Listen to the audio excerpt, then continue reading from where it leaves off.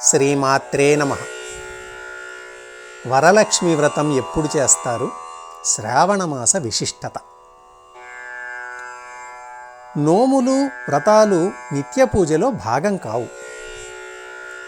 ఒక ప్రత్యేక ప్రయోజనాన్ని ఆశించి నిర్దిష్టమైన సమయాల్లో చేసే విశేష అర్చనలు, పూజలు, వాటి విధానాలు, వాటి సామగ్రి దేనికవే ప్రత్యేకంగా ఉంటాయి. జీవితాంతం ఒక దీక్ష మాదిరిగా దేన్ని పాటిస్తామో అది వ్రతం అవుతుంది. ఏకపత్ని వ్రతం, బ్రహ్మచర్య వ్రతం ఈ కోవలోకే వస్తాయి. నోము అనేది నియమిత కాలానికి పరిమితం అవుతుంది. 16 ఫలాల నోము ఉందంటే ముత్తైదువులకు 16 రకాల పళ్ళు వాయనంగా సమర్పించి ఉద్యాపనకు ఉపక్రమించటంతో నోము పూర్తయిపోతుంది.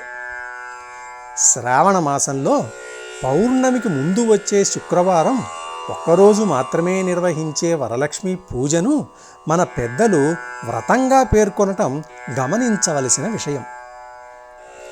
పౌర్ణమి ముందు కుదరకపోతే ఆ తర్వాత వచ్చే శ్రావణ శుక్రవారాల్లో ఒకరోజు లక్ష్మీదేవికి ప్రత్యేకంగా నిర్వహించే పూజా విధానాన్ని వరలక్ష్మీ వ్రతంగానే అందరూ సంభావిస్తారు. లక్ష్మీదేవి సకల సంపదలకు ప్రతీక, సకల సౌభాగ్యాలకు చిహ్నం. మనిషి సుఖమైన శుభప్రదమైన జీవితం గడపటానికి కావలసిన సమస్త అంశాలను సంపదగానే పరిగణిస్తారు. ధనధాన్యాలు, సంతానం, ఆరోగ్యం, జ్ఞానం వంటివన్నీ సంపదలుగానే లెక్క. ఇక ధనం సరేసరి.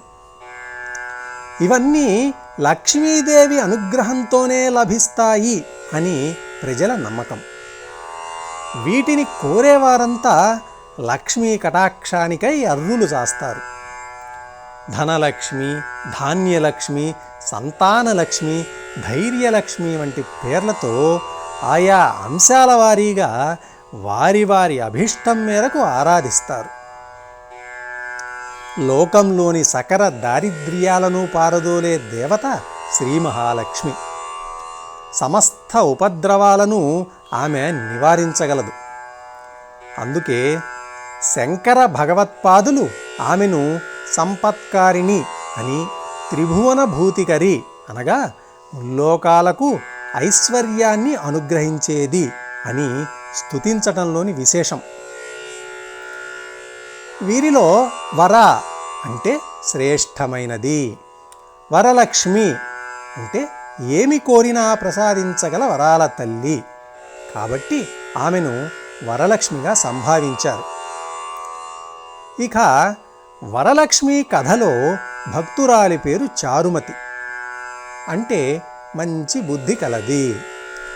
ఆమె సద్గుణాలకు మెచ్చే లక్ష్మీదేవి ప్రసన్నమైందని వ్రతకథ చెబుతుంది. వరలక్ష్మీ వ్రతంలో విశేషం అంతా వ్రతం పూర్తయ్యాకనే ఉంటుంది. వ్రతానంతరం ముత్తైదువులకు వాయనం ఇచ్చే సమయంలో కోరితి వరం అని ఇల్లాలు అనగానే ఇస్తిని వరం అని ముత్తైదు బదులిస్తుంది. ఇస్తినమ్మా వాయనం అని ఈమె అంటే పుచ్చుకొంటి వాయనం అని ఆమె పలుకుతుంది. ఇందులో కోరేవారు ఇచ్చేవారు అందరూ కథలోని చారుమతులే. అలాగే వరం ఇస్తిని అని ధీమాగా పలికే ప్రతి స్త్రీమూర్తి వరలక్ష్మీదేవే. ప్రతి ఇల్లాలిని లక్ష్మీ స్వరూపంగా గుర్తించటం, భావించటం, ఎదుటి మనిషిలో దైవాన్ని గమనించటం ఈ జాతికి నేర్పింది వరలక్ష్మీ వ్రతకథ. సంపదను ఇష్టపడేవారంతా లక్ష్మీ స్థానాలను గుర్తించాలన్నది దీనిలో మరో ముఖ్య సూచన. లక్ష్మీ విభూతులలో మనిషి చెమట చిందించే చోటును ముఖ్యమైన లక్ష్మీ స్థానంగా చెప్పారు. ఉచితాలెప్పుడూ అనర్థదాయకాలే. శ్రమే సంపద. శ్రమకు వెనుకంజ వేసేవాణ్ణి, ఉచితాలకు ఎగబడేవాణ్ణి దరిద్రదేవత వరిస్తుంది, శ్రీదేవి తిరస్కరిస్తుంది. మనిషి చెమట బిందువులోనే శ్రీ మహాలక్ష్మి స్థిరంగా నివాసం ఉంటుంది. శ్రమ పట్ల, శ్రమజీవుల పట్ల గౌరవం ఉన్నవారంతా ఈ కథలోని చారుమతులు. వారి వద్దకు శ్రీ మహాలక్ష్మి వచ్చి వాయనం పుచ్చుకుంటుంది. ఇస్తినమ్మ వరం అని వారికి నమ్మకంగా మాట ఇస్తుంది.